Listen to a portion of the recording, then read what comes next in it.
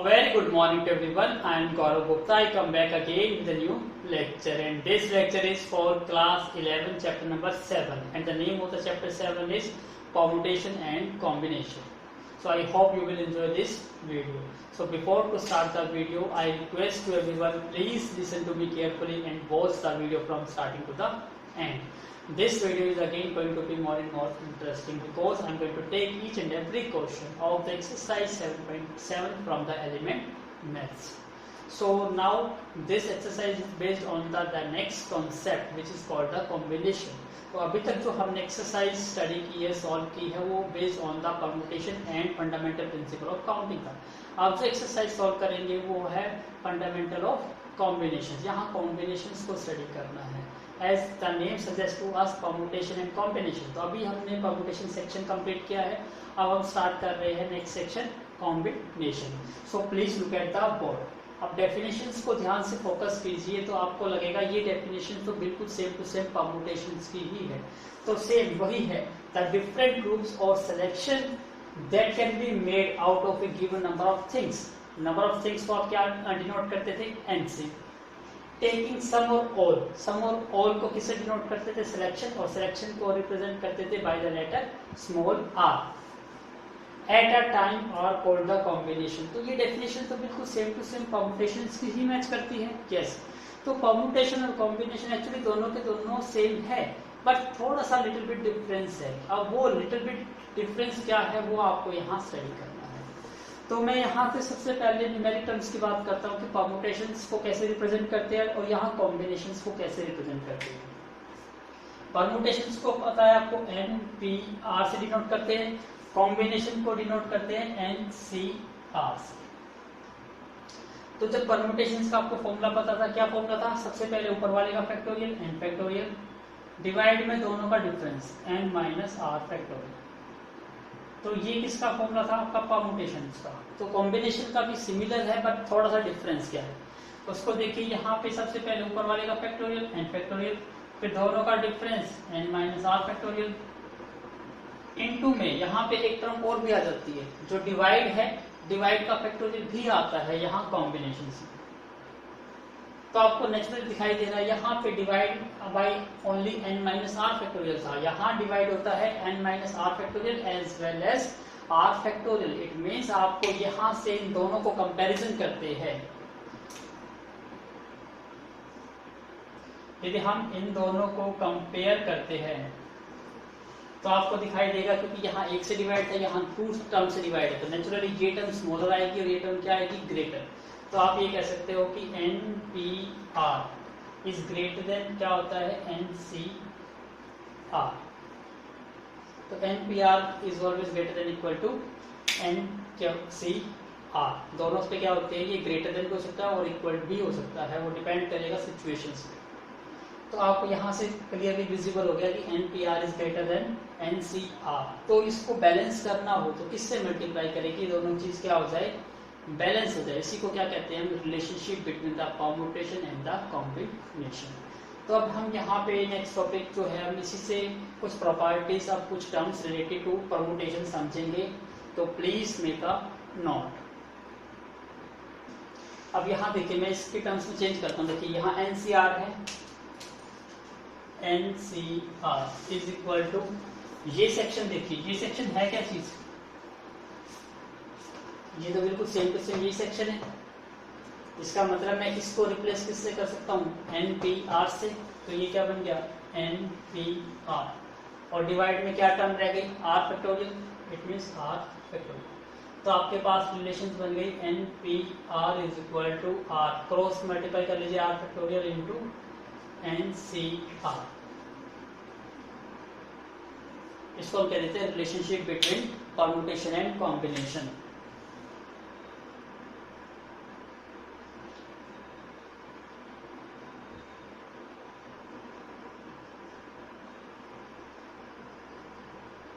Permutation and combination.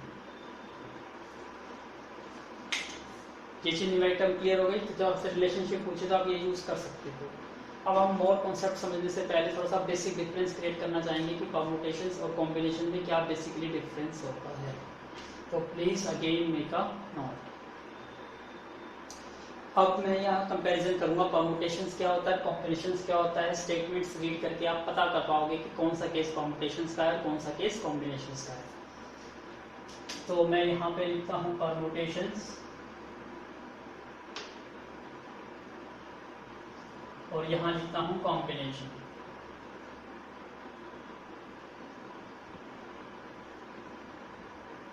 अब जो difference देखना है वो ध्यान से समझिएगा।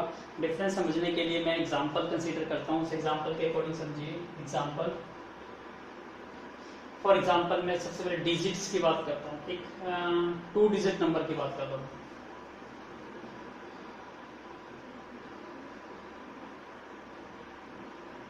ठीक है, और मैं कहता हूँ 2 डिजिट नंबर को अरेंज करिए। अरेंज, और ये बताइए हाउ मैनी वेज।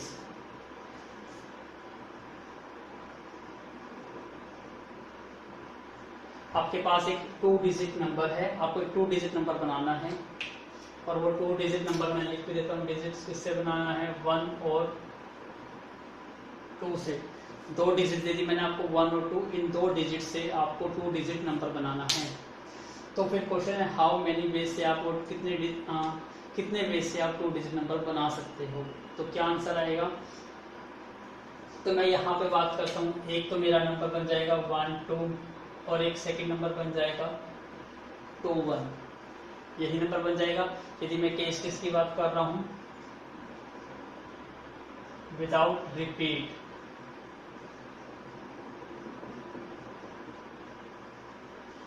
तो हम विदाउट रिपीटेशन का केस लेके चल रहे हैं। तो आप यहाँ देखिए, आपने 2 वेज बनाए, 1 2 और 2 और 1, और आपको दिखाई देता है कि यहाँ पे 1 और 2 डिजिट यूज हुई है, यहाँ पे भी 1 और 2 डिजिट ही यूज हुई है, लेकिन दोनों डिजिट का ऑर्डर चेंज करने से दोनों डिजिट से जो नंबर बनता है वो डिफरेंट बनता है। इसका मतलब क्या है, जो यहाँ हम बात कर रहे हैं नंबर की,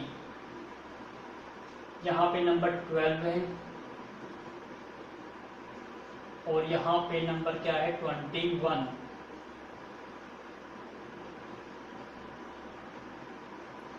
तो 12 और 21 ये क्या है, बोथ आर डिफरेंट।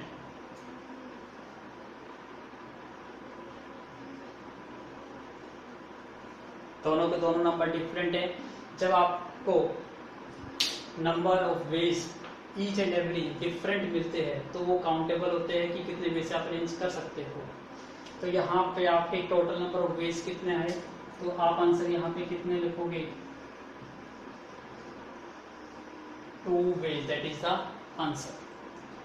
तो यहाँ पे आपको सिंपल से क्या क्या करना होता है, जैसे फॉर एग्जांपल यहाँ आप डिजिट से नंबर बना रहे थे, तो आप देखिए डिजिट कौन से यूज कर रहे हो, 1 और 2 यूज कर रहे हो। तो आप यहाँ देखिए 1 और 2, इन डिजिट से आपको नंबर बनाना है। तो जिन डिजिट से नंबर बनाना है, किन भी 2 डिजिट को लीजिए और फिर उनको रिवर्स कर दीजिए। रिवर्स करेंगे तो ये क्या बन जाएगा, 2 और 1। तो आप चेक करिएगा, जब रिवर्सिंग करने से ऑर्डर क्या हो जाए, चेंज, या रिजल्ट या मीनिंग क्या हो जाए, चेंज। तो यहाँ पे 12 और 21 क्या है, नॉट इक्वल है। इसका मतलब जब हमने इसको रिवर्स करा, आफ्टर रिवर्सिंग, जब हमने इसको 1 और 2 डिजिट को रिवर्स करा तो मीनिंग क्या हो गया, चेंज हो गया। Meaning is change. और जहां आपको मीनिंग चेंज हो जाता है रिवर्सिंग करने से, तो वो केस होता है परमुटेशन का। इसका मतलब ये क्वेश्चन जो सॉल्व होगा इस टाइप का डिजिट से मिलता हुआ, ये क्वेश्चन किसका होगा, परमुटेशन का। क्लियर है? अभी नहीं समझ आया हो तो मैं भी और भी एग्जांपल लूंगा, 1 बाय 1 एग्जांपल पे फोकस करते जाइएगा, आपका कॉन्सेप्ट क्लियर हो जाएगा। सो प्लीज मेक अ नोट। अब मैं सेकेंड एग्जांपल ले रहा हूँ, यहाँ पे आपको REN 3 लेटर्स है, और इन 3 लेटर्स का यूज करके आपको क्या बनाना है, टू मेक वर्ड।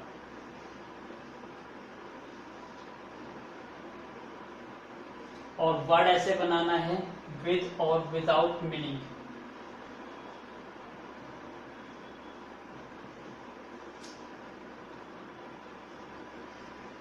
कि जिसका मीनिंग निकले या ना निकले कोई फर्क नहीं पड़ता, लेकिन आपको अरेंज करना है। तो अब इसको कितने वे से आप अरेंज कर सकते हो? वैसे तो आपको ये क्वेश्चन कर चुके हो। यहाँ पे आपके पास 3 लेटर्स है और तीनों के तीनों लेटर डिफरेंट है। इट मीन्स इसको कितने वे से अरेंज कर सकते हो? 3 फैक्टोरियल से। और 3 का फैक्टोरियल कितना होता है? 3 multiply 2 multiply 1 is equal to 6 होता है। लेकिन यहाँ पे मेरा मेन फोकस वेज निकालने का नहीं है। यहाँ पे मेरा मेन पर्पस है आपको परम्यूटेशन और कॉम्बिनेशन का डिफरेंस को डिफाइन करना। तो यहाँ से मैं कुछ वर्ड्स बनाने की कोशिश करता हूँ। सबसे पहला मेरा वर्ड बनता है RAM। फिर मैं इन्हीं 3 लेटर से वर्ड बनाऊंगा। कितने बना सकता हूँ? ये यहाँ से पता चल गया मुझे 6। अब मैं बना के भी दिखाता हूँ आपको। RNA, फिर ये ARM, AMR, NAR, MRA। तो टोटल कितने बन गए आपके? 6 वर्ड्स बन गए और यहाँ से आपके 6 वेज आ भी जाते हैं। अब मेरा मेन पर्पस यहाँ पे क्या है? जो आपने यहाँ पे पॉसिबल वेज बनाए, क्या इन पॉसिबल वेज, ये सारे के सारे पॉसिबल वेज जो बने हैं, क्या डिफरेंट है या सेम है? सेम चेक करने के लिए जैसे मैं यहाँ पे RAM वर्ड है, RAM, मैं इसको रिवर्स करता हूँ, रिवर्स, तो क्या बन जाएगा? ये MAR। अब आपको नेचुरली दिखाई दे रहा है। यदि आप इसको रीड करोगे तो क्या वर्ड बनता है? ये RAM, राम बनता है। जब आप इसको रीड करते हो तो ये क्या बनता है? मार, MAR।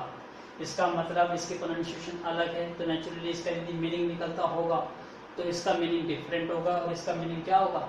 डिफरेंट। और मैंने आपको बताया कि जब भी कोई आपका कोई भी एक अरेंजमेंट है, उस एक अरेंजमेंट को लीजिए और उसका ऑर्डर चेंज कर दीजिए। यदि ऑर्डर चेंज करने से उसका मीनिंग चेंज हो जाए, उसकी इंफॉर्मेशन चेंज हो जाए, तो that is the case of permutation. तो यहाँ पे RAM, तो यहाँ पे MAR, रिवर्सिंग करने से इसका मीनिंग चेंज हो गया। तो इसका मतलब ये केस कौन सा है? परम्यूटेशन का। और परम्यूटेशन का है तो आपको पता है न्यूमेरिकल्स परम्यूटेशन कैसे सॉल्व किए जाते हैं। तो आप क्वेश्चन को पढ़ के एक पॉसिबल वेज निकालिए और एक पॉसिबल वेज को रिवर्स कर दीजिए। और रिवर्स करने के बाद आपको लगता है कि इसका मीनिंग चेंज हो गया, तो that is the case of permutation. यदि मीनिंग नहीं चेंज हुआ तो that is the case of combination. अब मैं कुछ एग्जांपल कॉम्बिनेशंस के लूँगा, वहाँ चेक करिएगा। तो please make a note again. Now look at the case. अब मैं एक एग्जांपल लेके चलता हूँ, देखिए ध्यान से।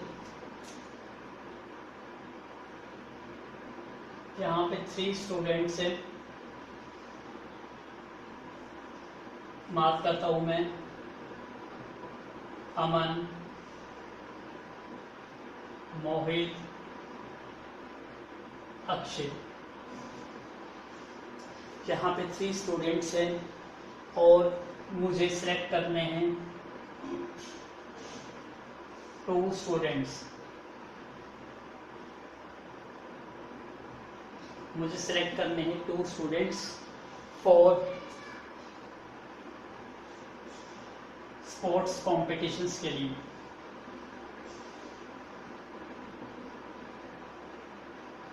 ठीक है। अब ये मत सोचो कि सर यहाँ पे तो वहाँ पे तो आपने कंप्लीट के कंप्लीट से सिलेक्ट करा, यहाँ पे 2 सिलेक्ट कर रहे हो। नहीं, वहाँ पे भी देख सकते हो। जैसे उसी को मैं दोबारा से बताता हूँ, जैसे RAM, वहाँ पे वर्ड क्या था? RAM वर्ड था। मुझे यहाँ से यदि 2 लेटर की बेस बनाने हो तो मैं कैसे बना सकता हूँ? फॉर एग्जाम्पल RA बना सकता हूँ, RM बना सकता हूँ, AR बना सकता हूँ, AM बना सकता हूँ, MR बना सकता हूँ, MA बना सकता हूँ। ऐसे सिलेक्ट कर सकता हूँ। वहाँ पे मैंने 3 लेटर का भी करके दिखा दिया आपको। यहाँ पे 2 लेटर से भी कंबाइन करके वर्ड्स बना दिए। तो वही केस दोबारा मैं बताता हूँ। अब मैं किसी भी एक केस को लेता हूँ और उसको रिवर्स करता हूँ। जैसे फर्स्ट केस है, मैंने इसको क्या करा? रिवर्स करा। रिवर्स करने से ये क्या हो जाएगा? AR। तो अब नेचुरल बात है, इसकी प्रोनाउंसिएशन अलग हो गई और इसकी प्रोनाउंसिएशन क्या है? अलग है। क्लियर है? इसका मतलब ये केस किसका बना? आपका परम्यूटेशन का। ऐसे ही मैं दूसरा एग्जांपल जो सबसे पहला एग्जांपल लिया था डिजिट का, उसको एक बार फिर से आइडेंटिफाई करा रहा हूँ। जैसे फॉर एग्जांपल मुझे 1 2 3 डिजिट्स है हमारे पास, और आपको 2 डिजिट नंबर बनाना है। 3 डिजिट्स है 1 2 3, और आपको 2 डिजिट नंबर बनाना है। तो आपको पता है ये केस क्वेश्चन हमने बहुत सारे सॉल्व करे हैं पिछले एक्सरसाइज में। तो जैसे आपको मैंने सिखाया था 2 डिजिट नंबर बनाना है तो फर्स्ट डिजिट पे कितनी चॉइस है, तीनों में से कोई भी डिजिट आ सकती है, इसका मतलब 3। सेकंड डिजिट पे कितनी चॉइस रह गई, क्योंकि 1 ऑलरेडी आप यूज कर चुके हो, तो यहाँ चॉइस कितनी रह गई 2, तो 3 × 2 कितना आ गया 6। आप बना के दिखा देता हूँ आपको, 6 बनते हैं या नहीं बनते, 1 2 1 3 2 1 2 3 3 1 3 2 बन गए 6 वेज, 1 2 3 4 5 6। और यहाँ से मैंने आपको फाइंड आउट करके भी दिखा दिया। अगेन वही कंसेप्ट कर रहा हूँ, जैसे ये मेरा फर्स्ट केस बना, इसको रिवर्स करता हूँ, क्या बन जाएगा 2 1। क्या 12 और 21 इक्वल होता है, नहीं। किसी भी केस को कर सकते हो, 23 को ले लो, इसका रिवर्स करो, क्या बनेगा 3 2। क्या 23 और 32 इक्वल है, नहीं। इसका मतलब ये केस किसके थे, परमुटेशंस के। क्लियर है। तो आप ये कंफ्यूज मत होइएगा वहां पे सर कि 3 लेटर को चूज करके एक वर्ड बनाओ, 2 लेटर को 1, कोई भी केस क्यों ना बनाओ, आप सबको जस्ट एक सिंगल केस लेना है और उसको रिवर्स करना है। मीनिंग चेंज हो जाता है तो वो परमुटेशन है, नहीं तो कॉम्बिनेशन। तो please make a note again this. अब मैं इसको रब कर देता हूँ क्योंकि अब हमारा यहाँ पे कोई काम नहीं है, हम इस पर फोकस कर देते हैं।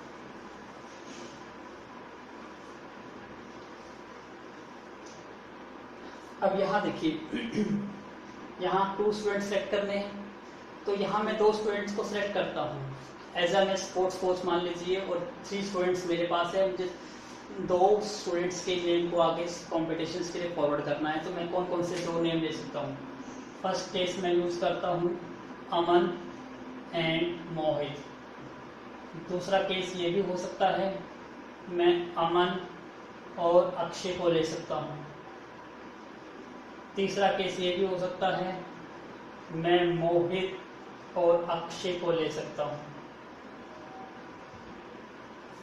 फिर आप ये भी सोच रहे होंगे, अब देखिए ध्यान से आप सर कि मोहित को और अमन को ले लीजिए, ये केस भी तो बन जाएगा।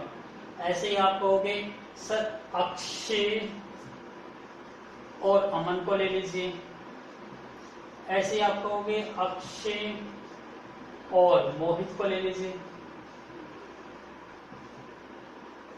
जैसे मैंने वहां अरेंज करा, यहां भी अरेंज कर दिया। लेकिन यहां देखिए ये सारे के सारे जो 6 है वो डिफरेंट नहीं है। क्यों नहीं है? जैसे मैं इसकी बात करता हूँ, फर्स्ट केस की, अमन की और मोहित की बात करता हूँ, तो यहाँ पे मैंने 2 स्पोर्ट्स स्टूडेंट सेलेक्ट करे हैं स्पोर्ट्स के लिए, एक अमन और एक मोहित। मैं इसका ऑर्डर चेंज कर देता हूँ, तो क्या बन जाएगा ये मोहित और अमन।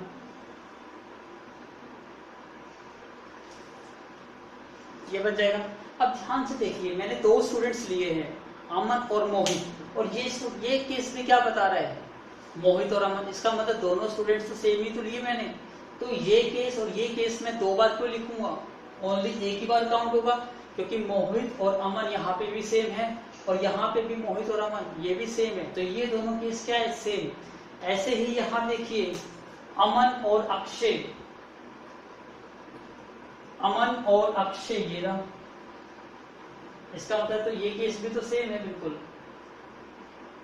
थर्ड केस है मोहित और अक्षय, और अक्षय और मोहित, इसका मतलब रिवर्सिंग करने से उनका मीनिंग चेंज नहीं हुआ, मोहित और अक्षय या अक्षय और मोहित, मतलब मैं सिलेक्ट तो 2 ही स्टूडेंट्स को कर रहा हूँ ना, तो इसका ऑर्डर चेंज किया मैंने, लेकिन ऑर्डर चेंज करने से इनका मीनिंग चेंज नहीं हुआ। जब आपको मीनिंग चेंज नहीं होता तो that is the case of combination. तो उसके क्वेश्चन कैसे सोल्व होंगे, कॉम्बिनेशन की हेल्प से। तो अब जो क्वेश्चंस मिलेंगे आपको कॉम्बिनेशन बेस्ड मिलेंगे, तो इसलिए स्टेटमेंट पढ़िए, समझिए, कोई भी एक केस निकालने की कोशिश कीजिए, उसका ऑर्डर चेंज करिए। यदि आपको ऑर्डर चेंज करके मीनिंग डिफरेंट मिल जाए तो आप परमुटेशन का फॉर्मूला लगा के सोल्व कर लीजिए, और यदि आपको मीनिंग सेम मिलता है तो उसका कॉम्बिनेशन का फॉर्मूला अप्लाई करके आप उसको सॉल्व कर सकते हैं. That is the main concept behind the permutation and the combination. Otherwise both are the same. That is a little bit difference. I hope आपको ये डिफरेंस क्लियर हुआ होगा. अब हम क्वेश्चन स्टार्ट करेंगे based on this combination exercise. So please make a note. Now look at the sum result. अभी result को थोड़ा याद कर लीजिए. मैं विद एग्जांपल आपको समझा देता हूँ कि क्या क्या एग्जांपल्स है. फर्स्ट रिजल्ट है NC0 और NCN. मतलब जो ऊपर है N और C0, यदि यहाँ पे डिवाइड वाले टर्म में 0 है तो आपको आंसर 1 मिलेगा. और जब ऊपर और नीचे दोनों सेम वैल्यू होती है तब भी आंसर क्या मिलेगा? 1 मिलेगा. That is the first result. Second result क्या है? NCR. जो हम शॉर्टकट हमने प्रोबेबिलिटीज में भी यूज किया, बाइनोमियल में भी यूज किया, वो शॉर्टकट ही है आपका. जैसे फॉर एग्जांपल मैं NC2 कहता था या 7C2. 7C2 का मतलब क्या था कि 7 को 2 प्लेस तक सोल्व करना है, मतलब 2 फैक्टर तक. तो 7 का नेक्स्ट फैक्टर होता 6 और ऐसे ही 2 का फैक्टर क्या था जिसको सोल्व करना है वो डिवाइड में. ये चीज कैसे समझाऊंगा इसके लिए सबसे पहले एक बार नोट करते जाइए ताकि मैं विद एग्जांपल आपको एक एक चीज समझाता जाऊं. तो please make a note all this results. I hope आपने सारे रिजल्ट नोट कर लिए होंगे. अब मैं इसको समझाता हूँ. सबसे पहले फर्स्ट प्रॉपर्टी क्या है? NC0 और NCN. इसका रिजल्ट क्या होता है? 1. अब मैं इसको समझाता हूँ, देखिए ध्यान से. फॉर एग्जांपल मैं बात करता हूँ 5C0. आपको पता है डिवाइड में यदि 0 है तो नेचुरली आंसर 1 आता है. करके देखिए. फैक्टोरियल का कॉम्बिनेशन का फॉर्मूला याद है? सबसे पहले ऊपर का फैक्टोरियल 5 का फैक्टोरियल, फिर डिवाइड में दोनों का डिफरेंस 5 - 0 5 का फैक्टोरियल, फिर नीचे क्या होता था? नीचे वाले का फैक्टोरियल. और क्योंकि परमुटेशन में क्या आती थी, ये डिवाइड में जो टर्म होती थी उसका फैक्टोरियल नहीं आता था, लेकिन कॉम्बिनेशन में ये टर्म भी आती है. अब देखिए 5 फैक्टोरियल से 5 फैक्टोरियल कैंसिल, ऊपर क्या रह गया? 1 और 0 का फैक्टोरियल इज आल्सो 1. इसका मतलब 1/1 क्या आ गया? 1 आ गया ना. ऐसे ही आप NCN को भी परमुटेशन के वो कॉम्बिनेशन के हेल्प से सोल्व करोगे तो आपको क्या रिजल्ट मिलेगा? 1. तो please make a note. I hope आपको पहला समझ आएगा. अब सेकंड समझाता हूँ. देखिए NCR इज इक्वल टू, देखो जितना यहाँ डिवाइड में होता है उतने का फैक्टोरियल नीचे आता है और जितनी टर्म्स यहाँ होती है उसको उतने ही टर्म्स तक एक्सपेंड करते हैं. फॉर एग्जाम्पल जैसे मैं यहाँ लिखता हूँ 7C2, तो यहाँ 2 है तो 2 का फैक्टोरियल, और यहाँ 2 है इसका मतलब इसके 2 फैक्टर के फॉर्म में लिखना है. तो पहला फैक्टर 7 और दूसरा फैक्टर क्या आ जाएगा इससे एकदम 7 × 6. तो ये फॉर्म है आपके. इसको सोल्व कर सकते हो. 7 × 6 2 × 1. कट करेंगे तो क्या वैल्यू आएगी? 3. 7 × 3 कितना आ गया? 21 आया. समझ आई चीजें? दोबारा देखिए एक और. जो डिवाइड में होता है उसका फैक्टोरियल, यहाँ 2 डिवाइड में था तो 2 का फैक्टोरियल, और 2 का फैक्टोरियल होता है 2 × 1. यहाँ पे 2 का मतलब है 2 फैक्टर, तो 2 फैक्टर लेके आने हैं आपको. तो ये 7 है तो 7 से नेक्स्ट फैक्टर क्या आएगा? 6. तो 7 × 6. जैसे मैं यहाँ पे बात करता 7C3, इसका मतलब नीचे क्या आता? 3 का फैक्टोरियल, और इसको कहाँ तक सोल्व करते? 3 फैक्टर तक. तो 7 के 3 फैक्टर कौन से? 7 6 और 5. इसका मतलब 7 × 6 × 5 और ये 3 × 2 × 1. तो 3 × 2 6 6. 7 × 5 कितना आ गया? 35. ये था सेकंड फैक्टर. और इसको वेरीफाई करना है तो आप वेरीफाई भी कर सकते हो. अब मैं इसको देखो वेरीफाई कर रहा हूँ. अब नोट कर लीजिए 7C2 कितना था? 21. तो मैं 21 निकाल के दिखाता हूँ आपको फैक्टोरियल से. रूल क्या था? सबसे पहले ऊपर का फैक्टोरियल, डिवाइड में दोनों का डिफरेंस 7 - 2 5 फैक्टोरियल, और डिवाइड में 2 का फैक्टोरियल. ये फॉर्मूले के अकॉर्डिंग है. 7 को सोल्व करेंगे तो 7 × 6 × 5 का फैक्टोरियल, और ये 5 का फैक्टोरियल, और 2 का फैक्टोरियल 2 होता है. 5 से 5 फैक्टर कट गया, 2 से 3, तो 7 × 3 कितना आ गया? 24. चेक किया आपने? तो सेम रिजल्ट आया. तो इसका मतलब जो भी हमने सेकंड रूल करा था वो एक शॉर्टकट मेथड है to find out the combination in quickest way. Clear है? तो मैं इसको भी रब कर देता हूं.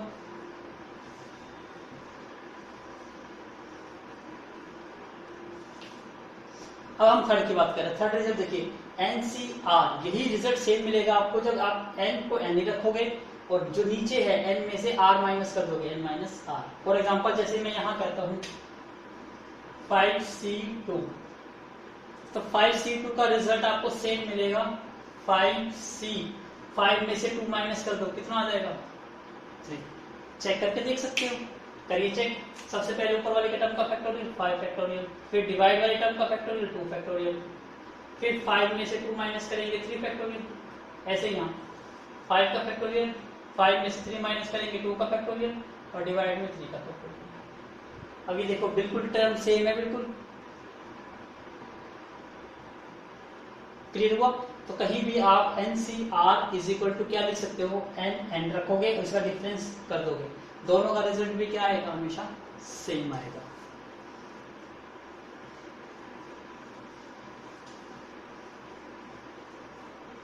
अब ये हमारा फोर्थ रिजल्ट क्या था, यदि दो कॉम्बिनेशन इक्वल है, तो दो कॉम्बिनेशन इक्वल है तो उनका दो केसेस बनते हैं, या तो दोनों की दोनों वैल्यूज इक्वल होगी, ये तो आपको ऑलरेडी पता है कि 3c2 और 3c2 ये तो हमेशा क्या आएगी, ऑलवेज इक्वल ही रहेगी। इक्वल क्यों रहेगी, क्योंकि दोनों की दोनों टर्म सेम टू सेम तो है, इसका मतलब दोनों का n सेम है, दोनों का r भी सेम है, तो आंसर तो सेम आएगा ही। तो यही केस, यदि दो कॉम्बिनेशन इक्वल है तो इस केस में a और b यदि दोनों इक्वल है, a और b दोनों यहाँ पे इक्वल है, यहाँ a की वैल्यू कितनी है 2 और b की वैल्यू कितनी है 2 और n की वैल्यू यहाँ पे कितनी है 3। जब n दोनों का सेम है और a और b भी दोनों के सेम है तो दोनों कॉम्बिनेशन क्या आएंगे, इक्वल। तो एक केस ये बनता है। दूसरा केस ये भी बनता है कि दो कॉम्बिनेशन की वैल्यू सेम आ रही है, तो यूजिंग प्रॉपर्टी थर्ड जो भी हमने करा कि आप उन दोनों को ऐड कर दीजिए, तो दोनों को ऐड करके n बन जाता है तो भी रिजल्ट सेम आएगा। कैसे, जैसे मैं ये कहता हूँ एग्जांपल 5c2 और 5c3 इक्वल, आपको कहोगे सर ये कैसे इक्वल है, क्योंकि दोनों का n इक्वल है, लेकिन ये दोनों के a और b तो इक्वल नहीं है। नहीं, जब जरूरी नहीं है कि a और b इक्वल होंगे तभी कॉम्बिनेशन इक्वल होएगा, वो था फर्स्ट केस। दूसरा केस भी हो सकता है जब दोनों को मिला दो, a और b को ऐड कर दो और n बन जाएगा तो भी आंसर दोनों का सेम आएगा। कैसे, यहाँ 2 और 3 को ऐड कर दो, 2 + 3 इज इक्वल टू क्या बन जाएगा 5 बन जाएगा। इट मीन्स इसका आंसर दोनों का सेम आएगा। करके देखिए, 5 का फैक्टोरियल 5 - 2 3 का फैक्टोरियल और डिवाइड में क्या है 2 का फैक्टोरियल। ऐसे इसको सोल्व करो, 5 का फैक्टोरियल 5 - 3 2 का फैक्टोरियल और ये 3 का फैक्टोरियल। दोनों तीनों टर्म सेम है, बिल्कुल कट के आंसर क्या आएगा, सेम आएगा। इसका मतलब ये नेक्स्ट प्रॉपर्टी थी इंपॉर्टेंट, जब दो कॉम्बिनेशन इक्वल हो तो आप ये लगा सकते हो दो केसेस, या तो a और b इक्वल आएंगे या दोनों को ऐड कर दोगे तो किसके इक्वल बन जाएगा n के। ये था आपका नेक्स्ट रूल। क्लियर है विद एग्जांपल। तो मैं इसको रब कर देता हूं।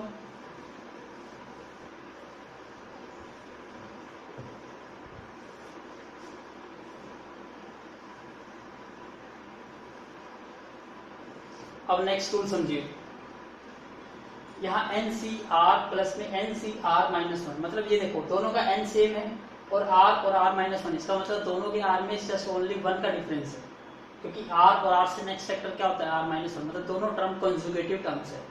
तो इन दोनों को ऐड करोगे तो उनका रिजल्ट क्या मिलेगा, n जो वैल्यू थी उसमें 1 ऐड हो जाएगा और दोनों में से जो ग्रेटेस्ट वैल्यू होगी वो आपकी डिवाइड होगी। फॉर एग्जाम्पल जैसे मैं बात करता हूँ 5c2 प्लस में 5c1, देखो दोनों का n सेम है और इन दोनों ये दोनों नंबर भी क्या है, कॉन्टिन्यूसली नंबर है 2 और 1, तो इन दोनों का रिजल्ट क्या आएगा, दोनों की वैल्यू जो n थी उसमें 1 ऐड हो जाएगा, तो 5 + 1 कितना हो गया 6, और इन दोनों में से ग्रेटेस्ट वैल्यू क्या है 2, तो इसका मतलब इसको ऐड करके आपको सेम आंसर मिलेगा जो इसका आंसर मिलेगा। चेक करना चाहते हो चेक कर सकते हो।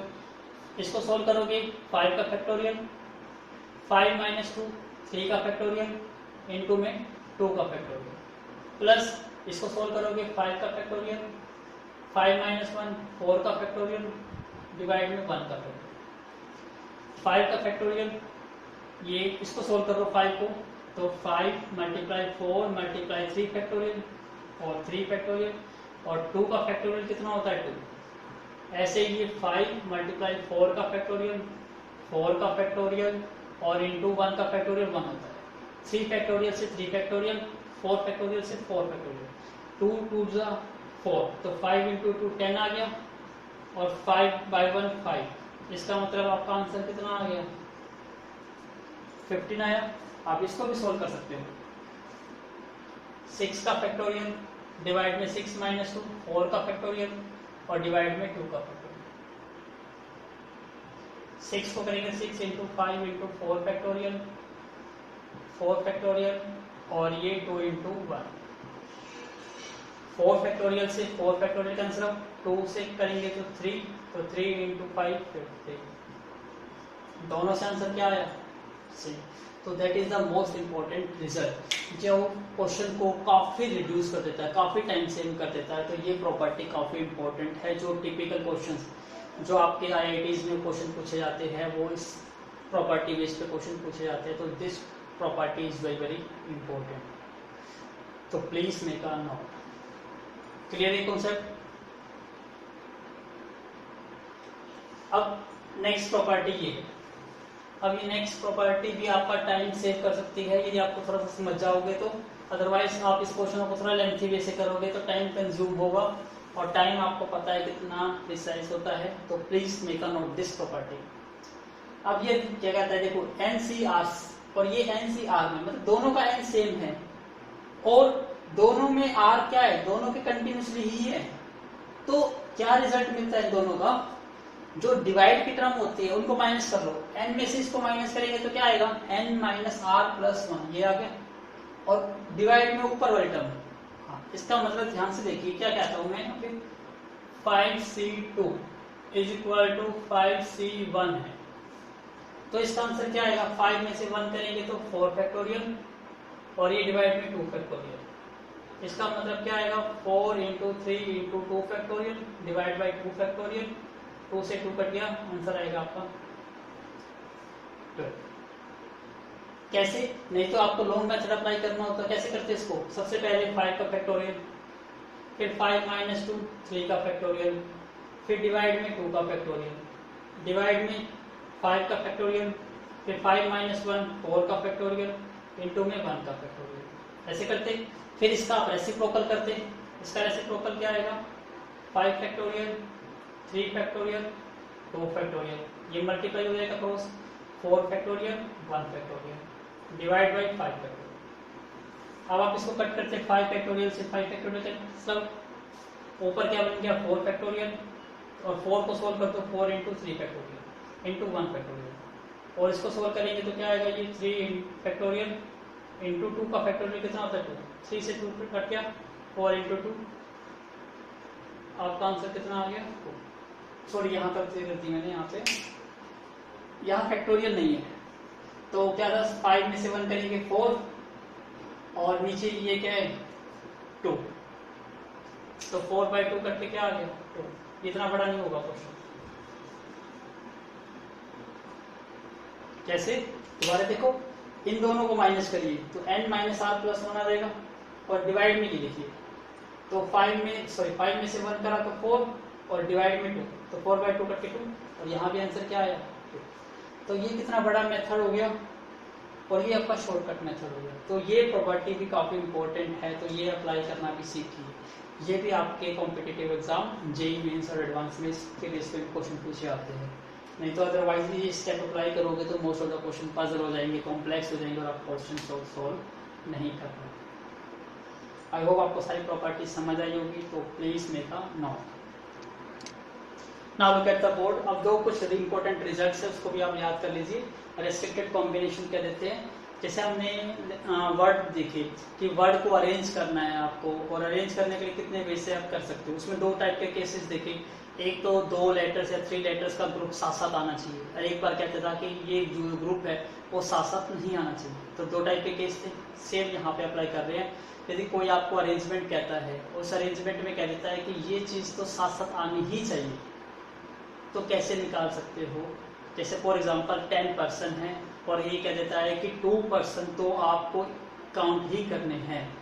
तो जब आपको 2 पर्सन तो काउंट करने ही करने हैं, तो इंक्लूड करने ही करने हैं, तो वो 2 पर्सन को कैसे हम क्या करोगे? 2 पर्सन को सब्ट्रैक्ट कर दोगे आप n में भी और r में भी। नाउ लुक एट दिस, यदि कॉम्बिनेशन निकालना हो आपको n थिंग्स का जिसमें से r at a time use कर रहे हो और x particular things always occur, वो दोनों चीज तो आएगी ही आएगी, तो आप उसको n में से भी माइनस कर दो और r में से भी माइनस कर दो, वही रिजल्ट आपको डायरेक्ट मिल जाएगा। ऐसे ही जब आपका ये दोनों थिंग्स साथ साथ नहीं आनी चाहिए तो सिर्फ n में से माइनस कर देना, r में से मत माइनस करेगा, आंसर आपका निकल जाएगा। Combination of the n things taken r at a time when x particular things never occur. अब यहाँ पे क्या आ गया, नेवर, और यहाँ पे क्या आया, ऑलवेज। तो ऑलवेज आएगा तो दोनों में सब्ट्रैक्ट होएगा और नेवर आएगा तो ओनली n में से वो सब्ट्रैक्ट होएगा और r आपका एज इट इज आएगा। क्लियर है? तो ये था हमारा बेसिक कॉन्सेप्ट। अब हम क्वेश्चन को स्टार्ट करेंगे, तो please make a note again this. Now look at the board. Question number 1 के डिफरेंट पार्ट्स हैं। यहाँ मैंने फर्स्ट पार्ट, सेकंड पार्ट और थर्ड पार्ट लिखा है। It's very easy to solve. कैसे करेंगे, 9c3 कॉम्बिनेशन का फॉर्मूला याद है आपको, पहले एक बार फॉर्मूला जरूर लिख दीजिए। NCR इज इक्वल टू क्या होता है, n factorial divide by r factorial, या पहले लिखना चाहते हो दोनों का डिफरेंस कर दो, n minus r factorial into में r का फैक्टोरियल। इसका मतलब दोनों का फैक्टोरियल डिवाइड, ऊपर वाले टर्म का ऊपर फैक्टोरियल, नीचे वाले टर्म का नीचे फैक्टोरियल, और नीचे क्या आता है, दोनों का डिफरेंस। क्या आएगा यहाँ पे, 9 का फैक्टोरियल और 9 माइनस 3 6 का फैक्टोरियल और 3 का फैक्टोरियल तो कितना आएगा। सोल्व करना आता है इसको, 9 इंटू 8 इंटू 7 इंटू 6 फैक्टोरियल, और ये 6 फैक्टोरियल।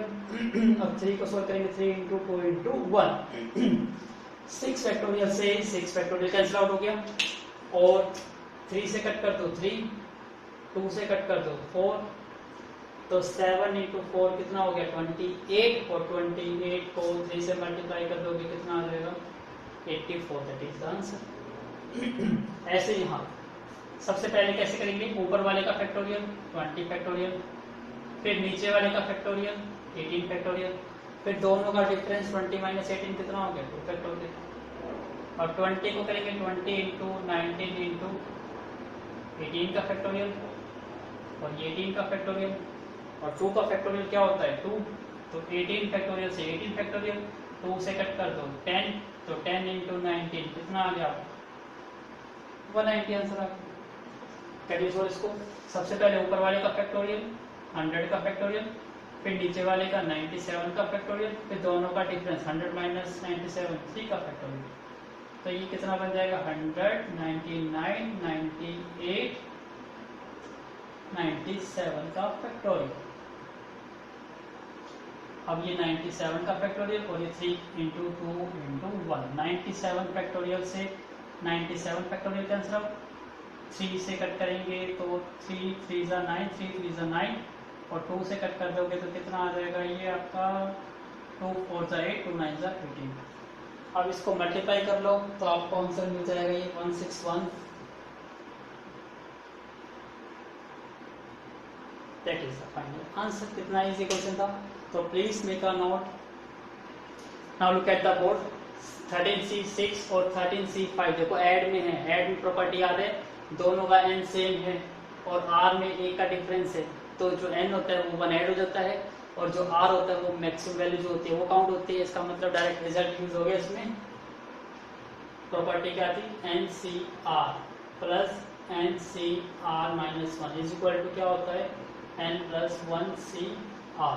यहाँ पे n कितना है 13, तो 13 प्लस 1CR, r यहाँ पे कितना है 6, इसका मतलब ये बन गया 14C6, और ये 14 को सोल्व करना है तो कैसे सोल्व करेंगे, या तो 14 को 6 10 फैक्टर सोल्व कर सकते हो, या अप्लाई करके 14 का फैक्टोरियल डिवाइड में 6 का फैक्टोरियल और 14 माइनस 6 8 का फैक्टोरियल, तो ये कितना हो जाएगा 14 11 10 9 8 फैक्टोरियल, सॉरी क्या कर दिया गलती से, 14 के बाद क्या आएगा 13 12 11 10 9 8 फैक्टोरियल, और 6 को करेंगे तो 6 5 4 3 2 1, 8 फैक्टोरियल से 8 फैक्टोरियल कैंसिल आउट हो जाएगा। इसको कट करिए 6 पे कट करेंगे, 6 टू 12 और 2 से 2 कट गया। नेक्स्ट फिर आप कट करेंगे इसको 3 3 9, ठीक है। 5 पे कट करोगे 5 2 10 और क्या रह गया 2 पे कट कर दोगे 2 2 4 और 2 पे कट कर दो 7, इसका मतलब 7 मल्टीप्लाई 13 मल्टीप्लाई 11 मल्टीप्लाई 3, तो इसका मतलब 33 और 13 7 91। इसको मल्टीप्लाई कर लीजिए तो आपका आंसर आ जाएगा 3003, that is the answer. So please make a note. Now look at the board fifth part. अब ध्यान से देखिए, जो समझने वाली प्रॉपर्टी थी ये क्वेश्चन पिछला प्रॉपर्टी वाला ही था लेकिन मॉडिफाई करके दे दिया। आपको पता है प्रॉपर्टी अभी हमने जो यूज की थी क्या थी, NCR प्लस में NCR minus 1 is equal to क्या था N प्लस 1 CR। अब ध्यान से देखिए यहाँ पे बीच में साइन क्या है, नेगेटिव है। नेगेटिव का मतलब क्या है, यहाँ पे प्लस है तो इसका मतलब यहाँ से एक टर्म जाएगी नेक्स्ट टाइम। और अब यहाँ देखिए 17 है और ये 18 है, इसका मतलब 17 तो यहाँ पे है और N प्लस 1 यहाँ पर है। इसका मतलब ये टर्म किससे मैच होती है, 18C4 ये 4 है, ये 14 दैट इज 14, तो ये इससे मैच करती है 18C14 से इज इक्वल टू, इसका मतलब ये 18C4 14 कब आएगा, सिंपल सी सेंस में आपको सोचना है, एक इंक्रीज होके ऐड होता है ये, तो दोनों साइड क्या आएगा 1 1 लेस, इसका मतलब ये क्या बन जाएगा 17C और ये भी 17C और ये 14 है तो एक 14 होगा और एक उससे कम होगा, तो एक 14 बन गया और एक क्या बन गया 30। इसका मतलब इसका रिजल्ट करेंगे तो ये आएगा। अब आपको सोल्व क्या करना था, 18C14 माइनस में 17C3, इसका मतलब आपको निकालना क्या है 17C14 is equal to 18C14 minus कर दीजिए इसको 17C13 और यही हमें फाइंड आउट करना था। मिल गया, इसका मतलब ये रिजल्ट किसके इक्वल आ गया 17C14 के। अब 17C14 आपको सोल्व करना आता है, ऊपर वाले का फैक्टोरियल डिवाइड में नीचे वाले का फैक्टोरियल इनटू में 17 माइनस 14 कितना हो गया 3 फैक्टोरियल, तो 17 16 15 इंटू 14 फैक्टोरियल डिवाइड में 14 फैक्टोरियल और 3 मल्टीप्लाई 2 मल्टीप्लाई 1, 14 फैक्टोरियल से तो 14 फैक्टोरियल कैंसिल आउट और 3 5 जा 15 और 2 4 जा 8, तो 17 इंटू 4 5 जा 20, तो आपका आंसर कितना आ गया 340। Please make a note, sorry please wait a minute, 3 5 जा 15 और 2 पे कट करूंगा तो ये कितना आएगा 2 8 जा 16, यहाँ 8 आएगा, तो 8 5 जा कितना हो जाएगा 40, तो कितना आ जाएगा आपका आंसर आएगा 680, that is the answer. Clear आपको? दोबारा देखिए, यदि आपको डाउट लगता हो इस क्वेश्चन पे, जब आपको ये वैल्यू दिखाई देती है पर यहाँ ये प्रॉपर्टी थी, ये प्रॉपर्टी, अब आपको पता है ये प्रॉपर्टी प्लस की है जबकि यहाँ पे नेगेटिव है, इसका मतलब क्या है इसमें से कोई एक टर्म आपको कहाँ मूव करनी है, राइट साइड पे मूव करनी है। तो उसको समझने से पहले आप इस पे फोकस करिए। आपको जब पता है ये जो टर्म्स होती है, अब यहाँ दिखाई दे रहा है 18 और 17, इसका मतलब n की वैल्यू 1 ऐड हो रही है, इसका मतलब ये टर्म हमें ये दी गई है, तो 18C क्या दिया गया है 14, तो नेचुरली यहाँ पे 18C4 है, तो 18 से 1 कम यहाँ पे कहाँ पे आएगा, इसका मतलब दोनों 17 17 बन गए और r आया, इसका मतलब एक जगह r होगा एक जगह r माइनस 1, तो r यहाँ पे 13 है तो एक यहाँ पे 13 होगा, 13 में से कम क्या हो गया 12, तो यहाँ पे देखो 14 है तो यहाँ पे 14 है तो यहाँ पे 14, तो एक कितना हो गया 13। क्लियर हुआ? यदि नहीं समझ आया तो मैं इसको एक और रूल से बताता हूँ आपको, एक सा और मेथड से करते हैं। जैसे मैं क्या लेता हूँ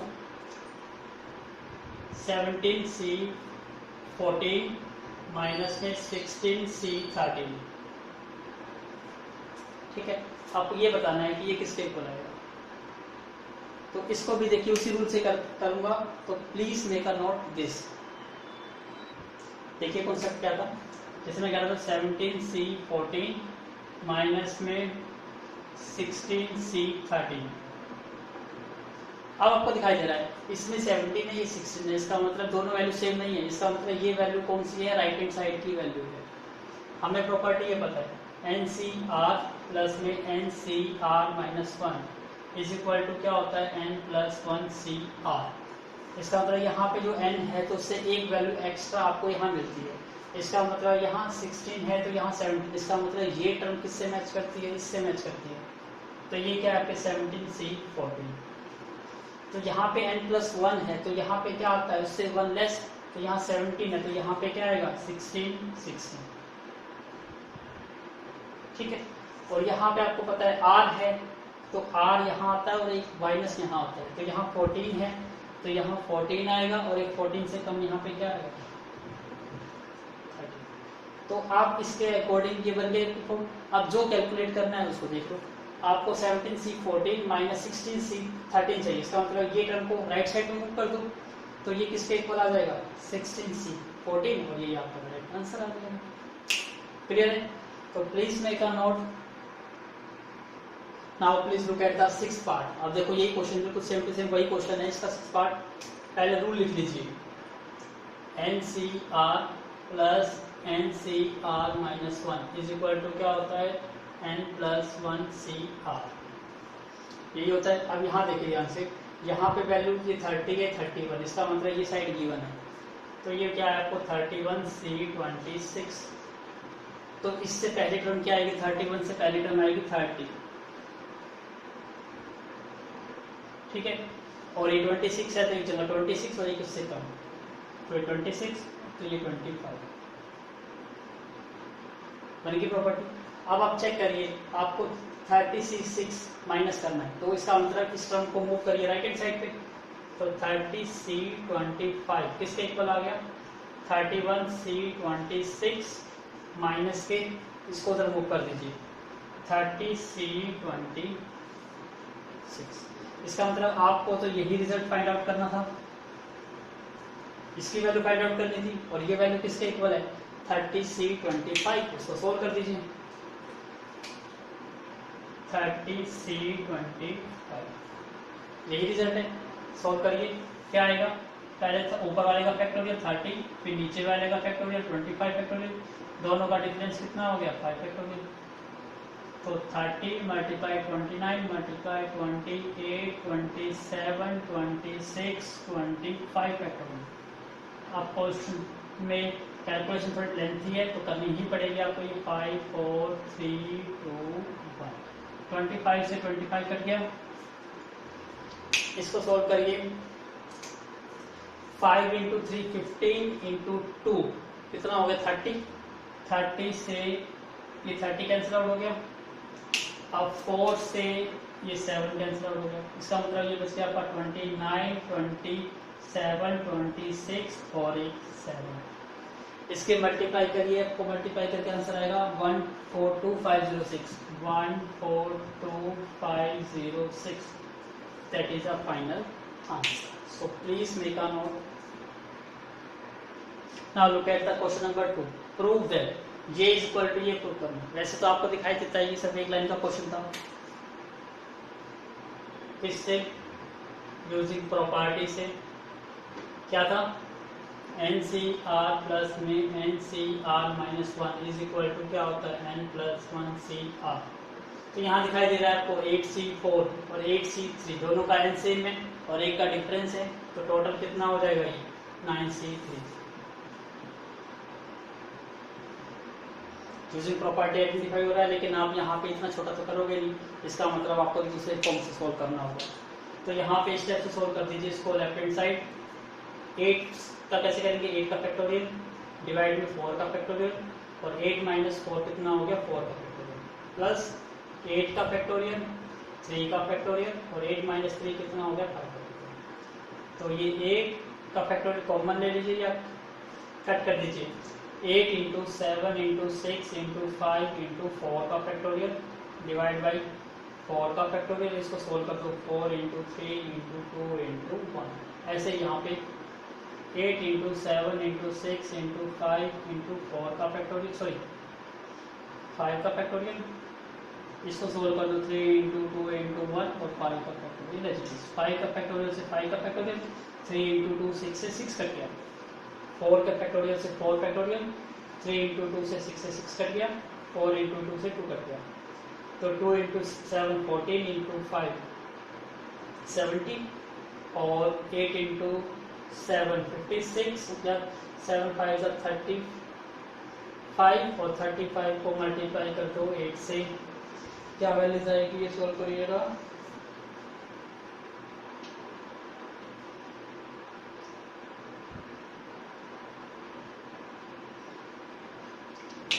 प्लीज वेट अ मिनट।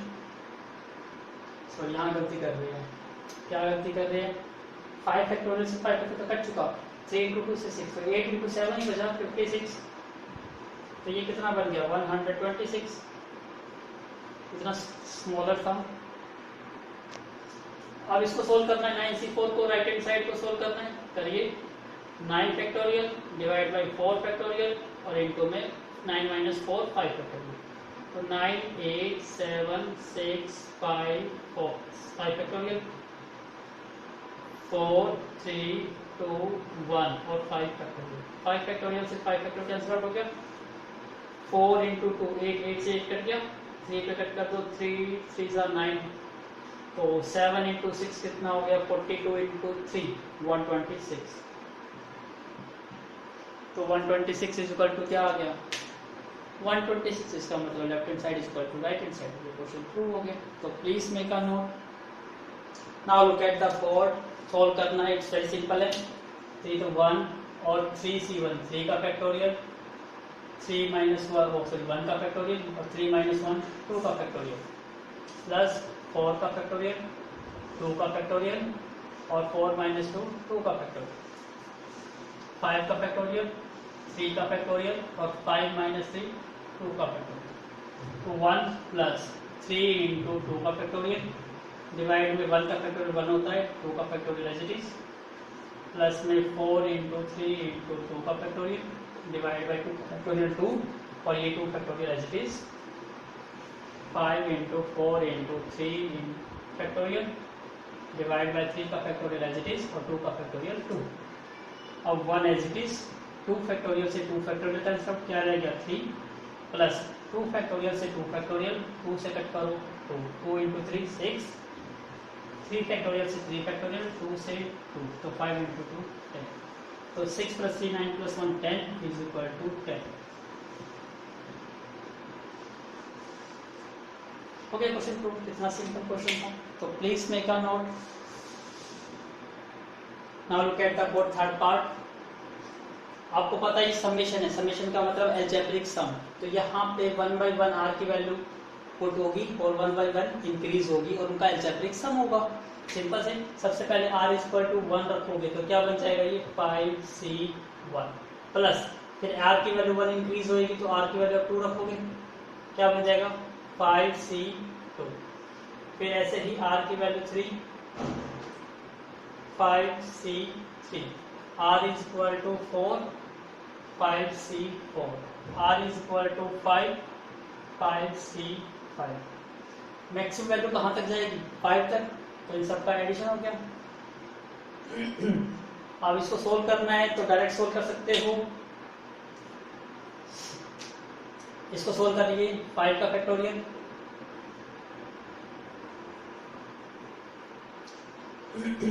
आपकी मर्जी है, आप शॉर्टकट भी कर सकते हो डायरेक्ट भी कर सकते हो। मैं चलो शॉर्टकट क्या करूंगा करके जांच करता हूँ। 5 का फैक्टोरियल, 1 का फैक्टोरियल, 5 माइनस 1 4 का फैक्टोरियल, प्लस 5 का फैक्टोरियल, 2 का फैक्टोरियल, 5 माइनस 2 3 का फैक्टोरियल, 5 का फैक्टोरियल, 3 का फैक्टोरियल और 5 माइनस 3 2 का फैक्टोरियल, 5 का फैक्टोरियल, 4 का फैक्टोरियल और 5 माइनस 4 1 का फैक्टोरियल, 5 का फैक्टोरियल, 5 का फैक्टोरियल और 5 माइनस 5 0 का। इसको सोल्व करेंगे 5 इंटू 4 का फैक्टोरियल और 1 का फैक्टोरियल इंटू 4 का फैक्टोरियल। इसको सोल्व करेंगे 5 इंटू 4 इंटू 3 का फैक्टोरियल डिवाइड बाई 2 का फैक्टोरियल 2 और 3 का factorial as it is. 5 into 4 into 3 का फैक्टोरियल, 3 का फैक्टोरियल एज इट इज और 2 का फैक्टोरियल क्या हो गया 2। 5 का फैक्टोरियल इंटू 4 का फैक्टोरियल, 4 का फैक्टोरियल एज इट इज और 1 का फैक्टोरियल 1 ही होता है। 5 का फैक्टोरियल, 5 का फैक्टोरियल और 0 का फैक्टोरियल क्या होता है 1। अब स्टार्ट करते हैं कट करना। 4 फैक्टोरियल से 4 और 1 का फैक्टोरियल 1, तो 5 बाई 1 कितना आ गया 5 प्लस 3 फैक्टोरियल से 3 फैक्टोरियल 2 से 2, तो 5 इंटू 2 कितना आ गया 10 प्लस 3 फैक्टोरियल से 3 फैक्टोरियल 2 से 2 कितना आ गया 10 प्लस 4 फैक्टोरियल से 4 फैक्टोरियल क्या आ गया प्लस 5 फैक्टोरियल से 5 फैक्टोरियल 1 कितना हो गया 10 और 10 20 25 30 और 1 इट मीन्स 31। तो यही क्या थी हमारी राइट हैंड साइड हो गया प्रूफ। तो please make a note. Now look at the third question. NC2 is equal to NC6 और find the L। It's very easy. कैसे करेंगे? सबसे पहले ऊपर वाले का फैक्टोरियल डिवाइड में नीचे वाले का फैक्टोरियल और दोनों का डिफरेंस n-2 का फैक्टोरियल। ऐसे यहाँ पे n का फैक्टोरियल डिवाइड बाई 6 का फैक्टोरियल, दोनों का डिफरेंस कर दीजिए n-6 का फैक्टोरियल। क्लियर है? अब देखिए n फैक्टोरियल से n फैक्टोरियल कट गया, क्या बचा 1 अपॉन में 2 का फैक्टोरियल कितना होता है 2 और यहाँ देखिए ये n-2 और ये n-6, तो ये टर्म बढ़ गया, ये टर्म दोनों का n सेम है, ये 2 कम होता है, ये 6 माइनस होता है, इसका मतलब ये टर्म स्मॉलर है। इसको सोल्व करिए n-2, नेक्स्ट टर्म क्या आ जाएगी n-3, next term n-4, next term n-5 और नेक्स्ट टर्म n-6 का फैक्टोरियल इज इक्वल टू ऊपर क्या रह गया 1, यहाँ पे क्या रह गया 6 और यहाँ क्या था 2, तो इसको सोल्व कर दीजिए 6 into 5 into 4 into 3 into 2 factorial और ये हो गया n-6 का। अब ये n-6 फैक्टोरियल से n-6 फैक्टोरियल कट गया, 2 फैक्टोरियल से 2 फैक्टोरियल कट गया, अब क्या रह गया 1 अपॉन में n-2 n-3 n-4 n-5, ये क्या रह गया 1 अपॉन में 6 इंटू 5 इंटू 4 इंटू 3। दोनों की ये साइड इक्वल है तो नेचुरली ये साइड भी इक्वल होगी, तो बाय हिट एंड ट्रायल कर लीजिए, हिट एंड ट्रायल। तो फर्स्ट 2 3 4 फैक्टर है, यहाँ भी 1 2 3 4 फैक्टर, तो फर्स्ट के इक्वल हो जाएगा, इसका मतलब फर्स्ट के इक्वल पुट कर दो, तो n-2 किसके इक्वल आ जाएगा 6, तो n की वैल्यू कितनी आ गई, चेक करना चाहते हैं सेकंड से, कब n-3 को 5 के इक्वल पुट करेंगे तो भी n की वैल्यू क्या आएगी 8। So that is the answer. So please make a note. Now look at the इसी क्वेश्चन को अब मैं थोड़ा शॉर्टकट मेथड से करा रहा हूँ प्रॉपर्टी से। तो प्रॉपर्टी यदि आपको याद हो गई है तो मैं दोबारा से रिवाइज करा देता हूँ। आपको पता है if NCA is equal to NCB हो, यहाँ दिखाई दे रहा है दो कॉम्बिनेशन आपस में इक्वल है और आपको पता है यदि इक्वल है इसका मतलब क्या क्या हो सकता है, या तो A is equal to B होता है या A और B को ऐड करके क्या बनता है N बनता है। इसका मतलब यहाँ दिखाई दे रहा है हमारा फर्स्ट केस 1, क्या ये दोनों इक्वल है, ये आपका केस 1 होता है और ये केस 2। तो हम बात करते हैं केस 1, क्या 2 और 6 इक्वल है, नो, क्योंकि 2 और 6 इक्वल नहीं होते, इसका मतलब केस 1 इंप्लाइज नहीं करता। तो केस 2 दोनों को ऐड करके देखिए 2 + 6 इज इक्वल टू क्या बनना चाहिए n, तो n की वैल्यू क्या बन गई आप 8। क्लियर है? क्योंकि दोनों का सम क्या होता है n के इक्वल होता है, आपको n ही निकालना था, तो 2 + 6 कितना हो गया 8, तो आपका आंसर कितना आ गया। तो ये क्वेश्चन विद इन सेकंड आप देख के बता सकते हो बिना पेन पेपर यूज करे, क्योंकि दो कॉम्बिनेशन इक्वल है तो इन दोनों के बेस इक्वल होंगे। आपको पता है 2 और 6 तो इक्वल होते नहीं है, तो दोनों को ऐड कर दो, वो n के इक्वल होना चाहिए, तो 2 + 6 कितना हो गया 8, तो n की वैल्यू क्या आ गई 8 आ गई। तो इस टाइप से थोड़ा माइंड को थोड़ा शार्प करेंगे तो ये क्वेश्चन बहुत इजी लगेंगे, और थोड़ा सा लेंथी मेथड अप्लाई करोगे तो ये क्वेश्चन टफ लगने लग जाएंगे। तो प्लीज अपने माइंड को थोड़ा शार्प बनाइए। तो please make a note. Now look at the second part. अब देखिए सेकंड पार्ट हम शॉर्टकट प्रॉपर्टी से करेंगे। कैसे दिखाई दे रहे हैं यहाँ पे NCA is equal to NCB। तो केस 1 क्या बनेगा, या तो A is equal to B होगा, या दूसरा केस क्या होगा A plus B is equal to N। यहाँ पता है मैं A हमारा यहाँ 10 है, यहाँ 12, तो 10 इज नॉट इक्वल टू 12। इसका मतलब 10 प्लस 12 कितना बन गया, ये 22। इसका मतलब n की वैल्यू क्या आ गई 22। पहला पार्ट था n निकालना था, दूसरे पार्ट में NC3, n आपका आ गया 22, C3 सोल्व करना आता है, ऊपर वाले का फैक्टोरियल डिवाइड में नीचे वाले का फैक्टोरियल, दोनों का डिफरेंस 20 में से 2 करेंगे 19 फैक्टोरियल। तो ये 22, 21, 20, 19 फैक्टोरियल डिवाइड बाय 19 फैक्टोरियल, और 3 इंटू 2 इंटू 1 6। 19 से 19 कट गया, 3 पे कट कर दो 7 और 2 पे कट कर दो 10। इट मीन्स कितना आ गया, 7 को करेंगे 154, तो आपका ये आंसर आ जाएगा।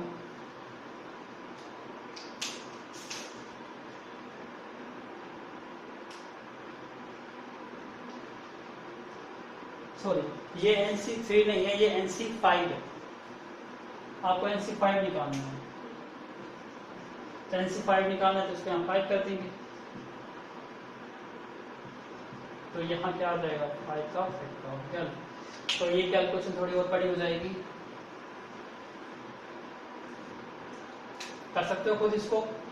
22, 21, 20, 19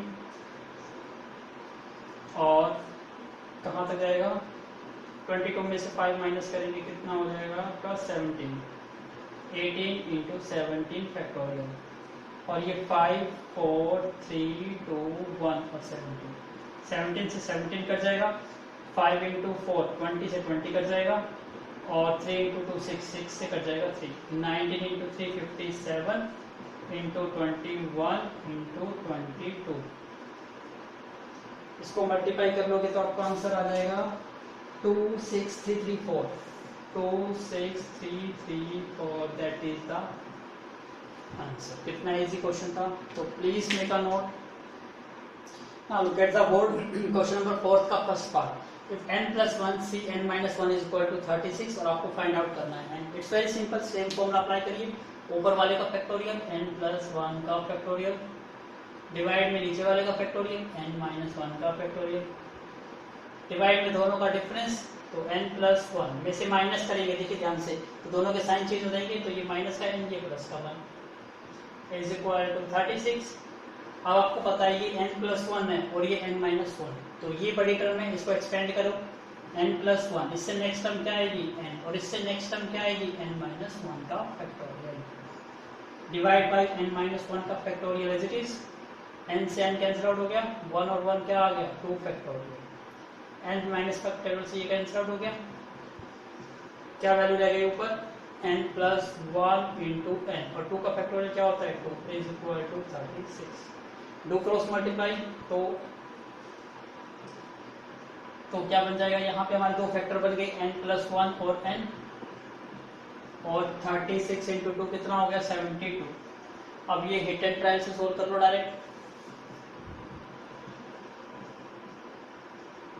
तो n plus 1 और n, यहाँ कितने फैक्टर है 2, तो यहाँ 2 फैक्टर्स के फॉर्म में 72 को कैसे लिखेंगे 9 इंटू 2, 9 8 से 72, तो 9 मल्टीप्लाई 8, तो फर्स्ट फैक्टर फर्स्ट के इक्वल, तो n plus 1 is equal to 9, तो n is equal to 8। Verification करने के लिए सेकंड चेक कर लो, सेकंड को सेकंड से कंपेयर करेंगे, n इज इक्वल टू क्या आएगा 8, इट मींस आपका आंसर इज करेक्ट। तो प्लीज मेक अ नोट।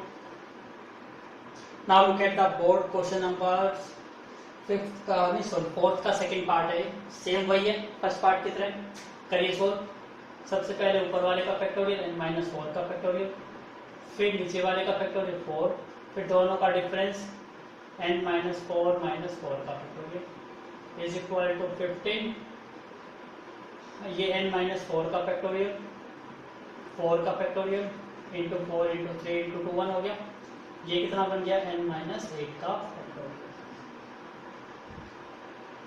अब इसमें से पता है कौन सी टर्म बड़ी है, इसमें से ये टर्म बड़ी है, ये टर्म छोटी है, तो इसको एक्सपेंड करोगे तो ये बन जाएगा n-4, नेक्स्ट टर्म क्या बन जाएगी n-5, नेक्स्ट टर्म n-6 और नेक्स्ट टर्म n-7 और n-8 का फैक्टोरियल। डिवाइड में कितना बन गया 4 इंटू 3, इसको मल्टीप्लाई कर दो 4 इंटू 3 12 इंटू 2 24 मल्टीप्लाई n-8 का फैक्टोरियल, ये इससे कट गया इज इक्वल टू 15। अब रिमेनिंग टर्म्स क्या रहेगी हमारे पास n-4, n-5, n-6 और n-7, क्रॉस मल्टीप्लाई कर लो 15 इंटू 24। अब नेचुरली दिखाई दे रहा है 1 2 3 4, 4 फैक्टर है, तो कौन सा मेथड अप्लाई करेंगे हिट एंड ट्रायल।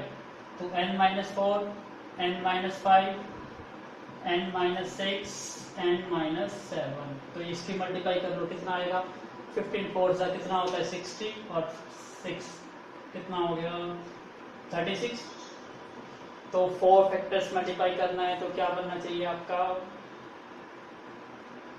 6 5 4 करना जरा 6 5 4 3, 6 इंटू 5 30 इंटू 4 120, यस 6 5 4 3। तो इसको क्या लिखोगे 6 5 4 3। तो फर्स्ट को फर्स्ट से कंपेयर करो, n-4 इज इक्वल टू 6, तो n की वैल्यू कितनी आ गई 6 प्लस 4 10। कंपेरिजन कर सकते हैं n-5 इज इक्वल टू 5, तो -5 से जाके प्लस का 5, तो n इज इक्वल टू कितना आ गया 10। तो जब भी इतने सारे फैक्टर आ जाए जस्ट अप्लाई क्या करना है हिट एंड ट्राई और गेट द आंसर, अदरवाइज इसको मल्टीप्लाई करके सोल्व करोगे तो सोल्व नहीं होंगे क्वेश्चन। तो प्लीज मेक अ नोट।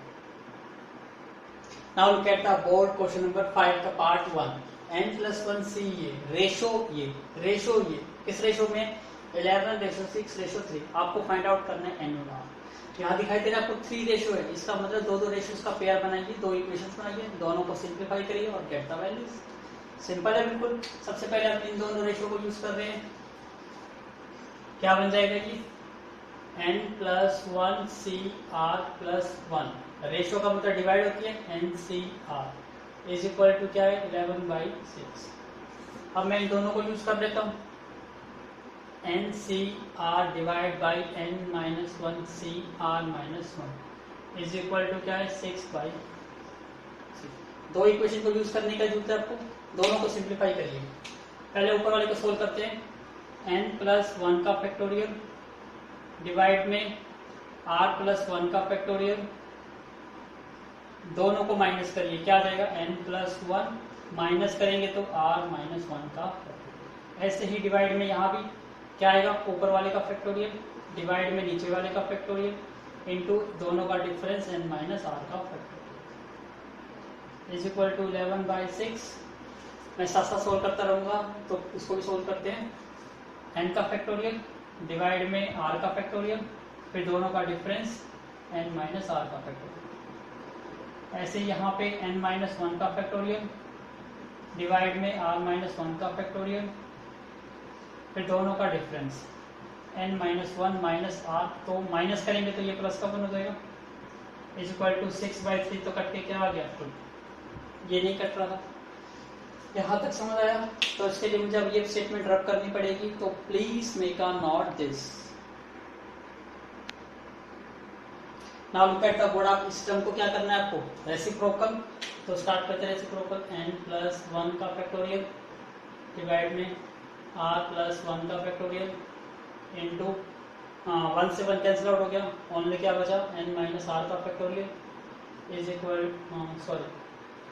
अब ये टर्म रेसिप्रोकल हो जाएगी तो ऊपर आ जाएगा r का फैक्टोरियल और n-r का फैक्टोरियल डिवाइड में n का फैक्टोरियल इज इक्वल टू 11/6। ऐसे इसको भी रेसिप्रोकल करते हैं, क्या आ जाएगा n का फैक्टोरियल r का फैक्टोरियल n-r का फैक्टोरियल, और ये रेसिप्रोकल करेंगे ऊपर जाएगा ये r-1 का फैक्टोरियल, और यहाँ से v1 से 1 कट गया, क्या रह गया ओनली n-r का फैक्टोरियल डिवाइड में ये टर्म नीचे आ जाएगी n-1 का factorial is equal to 6/3 cut के 2 आ गया। अब इसको सोल्व करते हैं। हाँ यस, इसको सोल्व करके ये कर सकते हैं और इसमें से देखो n माइनस आर से तो ये कट ही गया, और ये r प्लस 1 है और ये r, इसका मतलब ये भी कैंसिल आउट हो सकते हैं। यस, करिए सॉल्व इसको। n प्लस 1 को क्या लिखा, n प्लस 1, और उससे नेक्स्ट फैक्टर क्या आ गया, n फैक्टोरियल। इसको सोल्व करा r प्लस 1, और इससे नेक्स्ट क्या आ जाएगा, r फैक्टोरियल। और यहाँ क्या बचा आपके पास, r फैक्टोरियल और ये n factorial is equal to 11/6।